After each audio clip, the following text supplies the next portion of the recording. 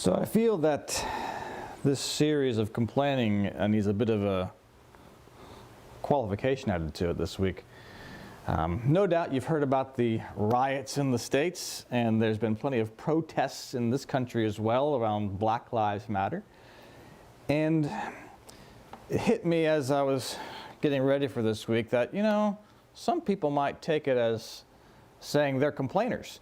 And here we are talking about you shouldn't complain, and well, yeah, and I don't think it needs to be said, but we don't support racism, right? That's kind of something that I think we should all find as common sense, and it feels a bit of preaching to the choir, stating the obvious that we don't support racism, but I guess it needs to be said, especially because, well, I'm supposed to be the leader here and speaking on our behalf, and it should be on record somewhere that we don't support that, and that police brutality has no place in a civilized world. And I like to think most people are good. I like to think that most police officers are good. But, as we know, it doesn't take many to spoil the whole thing. So this series is not meant to call out complainers for saying, we should have police justice and justice for black people. That's not, I don't want anybody to come away from that saying, Todd says, don't complain, therefore we shouldn't complain about these problems, because there is a place for legitimate complaining. And that's a very legitimate one. I don't want to say otherwise. And in fact, I was trying to put together a video specifically for YouTube on that subject, but I couldn't quite get it all together the way I liked in time for Friday. So something like that will be coming up next week. But I wanted to start with that because, as a kid, I was aware of racism in the States. It was, I think, more prevalent then than it is now. And my theory on it was that, it'll go away in time. As people get older and frankly die away, the people who were the more racist people would just be gone, and it would go away in time. Time would heal the wounds. But suffice it to say, it's at least still alive. It may not be well, but it is alive still, and it hasn't been eradicated. The curve may be flattened a bit, but it hasn't been eradicated. So that is what we do want. The writings of the new church certainly support the diversity of races and cultures, and each person has their unique gifts they offer to society, and that we should cherish those things, that we all do work better as a team. So with that in mind, that's what your postludes are going to kind of reflect, is some music about getting along and good people and stuff like that. But I want to at least offer that as a little intro to this service, because where this service came from, where the series originated from, was this the previous series we did on Paul. We're looking at Corinthians, and it was post-Easter, and how are we transformed by the gospel. And Paul gives us a lot of unique teachings that we don't focus on, but they're very down to earth. And one of the things he talks about is this idea of standing out in transformation. And the area of complaining is one of the areas where he challenges us to stand up and stand out and look better and be a cut above. Be transformed and let this flow into even the words that you speak. That's the idea. That's where this comes from. That's where I'm coming from, because really, if you think about it, being regarded as a complainer isn't exactly a ringing endorsement of yourself or your life. And as Christians, that makes sense that we wouldn't want to be regarded as complainers, right? If somebody walked into this church and all they heard about was us complaining about things, it really wouldn't be a gold star for us. People wouldn't think, well, gee, this church transforms people's lives, but all they're doing is complaining, right? And I laugh about this as I'm saying it, because when Patricia came in this morning, what was I doing? I was complaining to her about my knees. So it's just like, it's so easy to do. It's so easy to just kind of get into that, and complaining. And amongst friends, I guess there's some reality of, okay, yeah, my joints hurt, or this or that or the other, or my car broke. And okay, I guess what I'm getting at is you can make some complaints, but don't be a complainer. Don't make that the basis of everything that you do. Because when we look at Paul's life, that guy had a lot to complain about. That's the reality. Is, he goes out into the ancient world and starts preaching the gospel, and this is a guy who had a tough go of it. Everybody was against him. Everybody was against him. Eventually, the Romans and the Greeks say, you know what, we have had enough of you and your causing of trouble, so they imprison him in his own home. And unlike us, he didn't have Netflix to buy the time with. So he writes letters to all these different churches around, and one of them is to the group of Philippians. The Philippians sent him a gift, and so he writes them a letter back, and that's the book of Philippians. And here's just a little bit from it. He says, "Do everything without complaining or arguing, so that you may become blameless and pure, children of God without fault in a crooked and depraved generation, in which you shine like stars in the universe as you hold out the word of life." That's what we're going for. Standing out. Yep, you can complain. You can have legitimate complaints. Fair enough. But look at what Paul was stuck in. He's stuck in prison in his own house. And what's he telling? He's not preaching a gospel of complaining. He's saying, stand out. Be a cut above. And that's the message I keep coming back to with this series, is we want to be a bit above. We want to be transformed by the gospel. And this works in real life. This works in real life. Years ago, in my previous job, I got a promotion out of not complaining. It wasn't intentional. But what happened was we had this guy who worked in our facility, and everybody around was complaining about this guy. He was a production manager, and he was making the rest of our lives difficult. We were trying to get orders through, and for whatever reason, it wasn't happening. The accountants weren't happy with him. The salespeople weren't happy with him. Everybody wasn't happy with this guy, and they were all going to the boss complaining about him. And I couldn't figure it out. I couldn't figure out why this guy was being so difficult. And I didn't complain about it until I had more information as to what was going on. And then it clicked with me. This guy was just doing what the boss had said. The boss had his own agendas, what he wanted done, his customers taken care of and whatnot, and therefore everybody else's deals became second place. So our deals weren't getting done, and complaining to the boss wasn't going to get anywhere because the boss was saying, I want these deals done. And so I said, all right, well, there's no point in complaining about this because I know I get it. And what ends up happening is the boss comes to me one day. He says, how come you're not complaining about this guy? Everybody else is complaining about this guy, and you're not. What's going on there? Do you know something? And I'm like, well, I know he's doing what you're telling him to do. And that's why we're not getting what I want done, because he's doing what you're telling him to do, not what I'm telling him to do. And he's like, you got it. You got it. And I got, it was all these promotions, but it was, no money, just a nice title to go with it. Executive of not complaining or something like that. I forget, but it was interesting. And I wasn't necessarily trying to stand out, but that's what the result was. Everybody else was complaining, and I stood out because I wasn't. And I think it's an important lesson. I think it's an important lesson. It's the same thing with each one of us. If we can not complain, we stand out, because if you look in the world around us, what do we have? A lot of complainers. I have dialed back my time on Facebook because I'm tired of hearing all the complaining. It's just not good for me. And interestingly, I found a study online that says about if you're exposed to 30 minutes or more of negativity, including material on TV or whatever, it says that it actually peels away neurons in your brains. Peels away neurons in the brain's hippocampus. And that apparently it's this part of the brain that's used for problem solving. So it turns your brain to mush, is what complaining does. That's what it does. Now, I get it. Some people don't understand what the word mush means, but it's what it does. And And it's frustrating because we go, oh, well, sometimes complaining is fair, right? Sometimes it is fair. And yes, there are legitimate complaints. And there's that balance.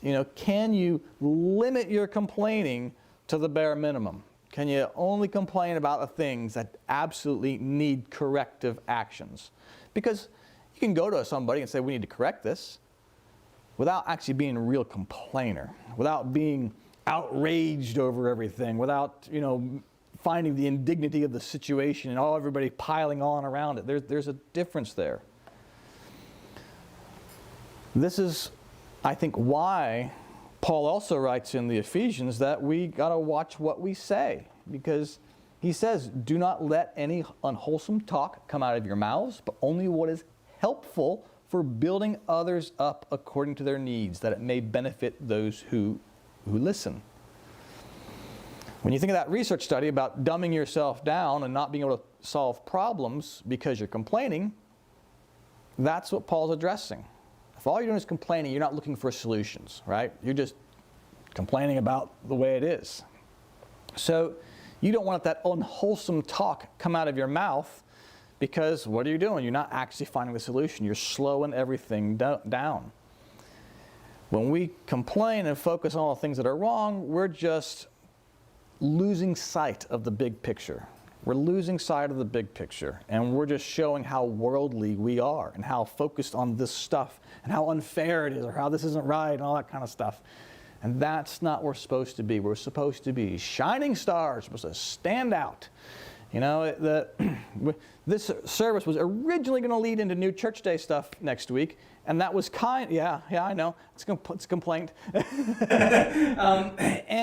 And that was kind of the buildup, is that, okay, we are going to fall into this idea of distinctiveness and how we're different, and how we're going to be different is that we're not going to be people who complain all the time. There's a story I came across about a monk, and he was in a very strict monastery. And following his vow of silence, he was told he could have one exception to not speaking, and that was every 10 years he could say 2 words. 2 words.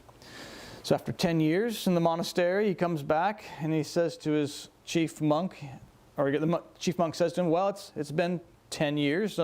You've got 2 words. What would you like to say? And this monk scowls and he says, bed, hard. Oh, I see. So guy goes back, and 10 years later he comes forward again, and the chief says to him, he says, well, it's been 10 more years. You've got 2 more words. What would you like to say? And he says, food stinks. Oh, all right. He goes away. 10 more years later, he comes back. What would you like to say? I quit. And the chief says, well, of course you do. All you do is complain. I could have seen that coming. You can't expect to cross the finish line if all you're doing is talking yourself out of it the whole way along.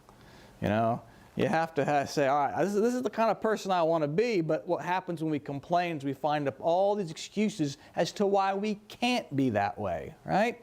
That's what we're doing. Oh, I can't, my child so-and-so. I can't, my job so-and-so. I can't, my money so-and-so. We all have these excuses, these reasons we call them, but they're really just complaints about the world around us, and we're using them to set ourselves back, not to set ourselves forward. The Lord gives us a challenge in the Gospels to say, even when you think things aren't fair, you've got to be okay with it. That's the story of the parable of the talents. It's in Gospel of Matthew chapter 20. I'm just going to skip down to the second paragraph because it says, go into the vineyard and whatever is right I will give you. So they went, and he went out about the 6th hour, the 9th hour, and did likewise.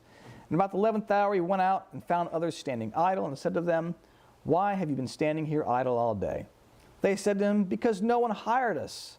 He said, you also go in the vineyard, and whatever is right you will receive.